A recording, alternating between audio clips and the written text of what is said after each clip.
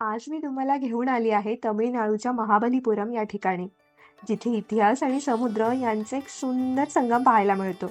इथे असा दगड आहे जो 7 हत्ती लावूनही हलवता आला नाही.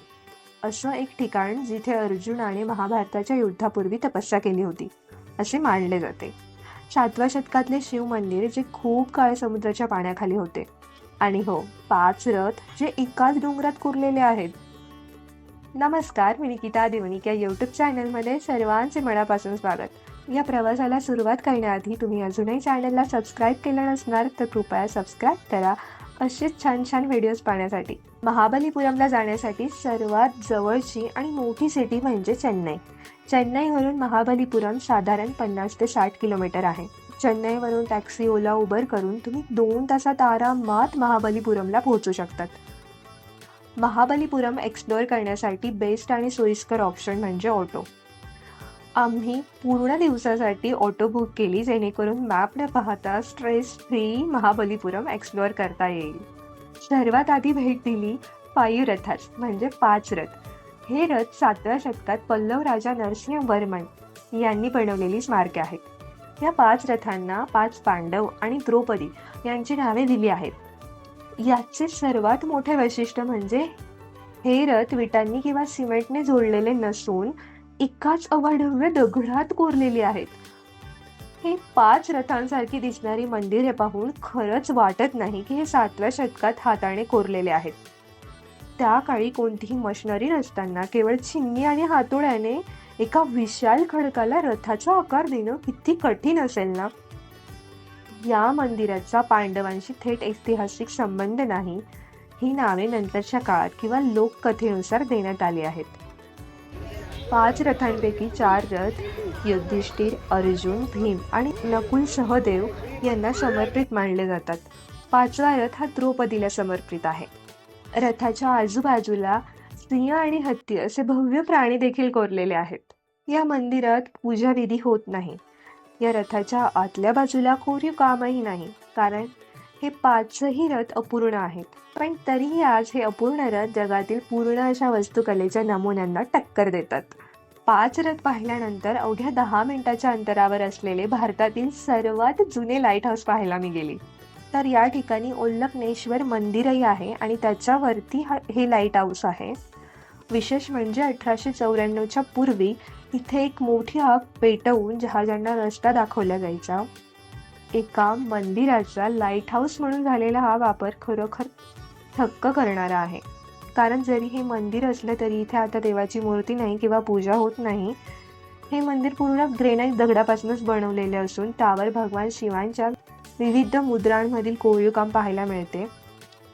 या जुन्या लाईट हाऊसला जात असतानाच नवीन लाईट हाऊसही इथून दिसते. त्यानंतर मी भेट दिली कृष्ण मंडपाला.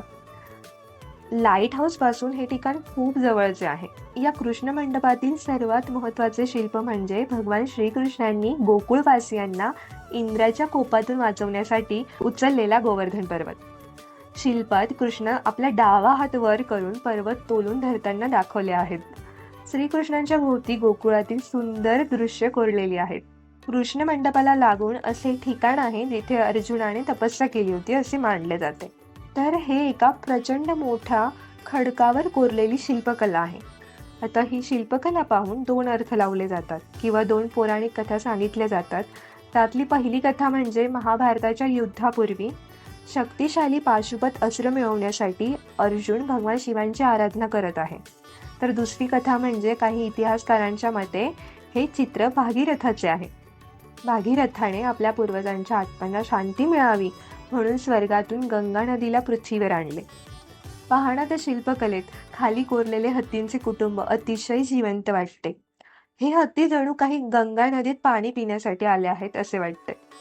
यात माकळे, हरणे, वाघ आणि अनेक पक्षी कोरलेले आहेत, जे दर्शवतात की जेव्हा गंगा नदी पृथ्वीवर आली तेव्हा संपूर्ण निसर्ग आनंदी झाला होता. हे पाहून असे वाटते की पल्लव शिल्पकार प्राणी कोरण्यात माहिर होते. एक मजेशीर गोष्ट म्हणजे माकडांचे एकमेकांच्या डोक्यातील उवा काढण्याचे शिल्प. हे पाहताना खरंच त्यांच्या कलेचा हेवा वाटतो. त्यानंतर अगदी जवळच कृष्णाचा बटर बॉल म्हणून एक ठिकाण आहे. कृष्णाचा बटर बॉल हे एक अवाढव्य नैसर्गिक दगड असून तो एका तीव्र उतारावर अतिशय काठावर स्थिर उभा आहे. आणि हे ठिकाण सर्वात आश्चर्यकारक मला वाटले. या कृष्णाचा बटर बॉल पाहून याला आपण निसर्गाचा चमत्कारही म्हणू शकतो. 1908 मध्ये चेन्नईच्या गव्हर्नन्सने सुरक्षेच्या कारणास्तव हा दगड हलवण्यासाठी 7 शक्तिशाली हत्ती लावले होते. मात्र इतकी ताकद लावूनही हा दगड इंचभरही हलला नाही.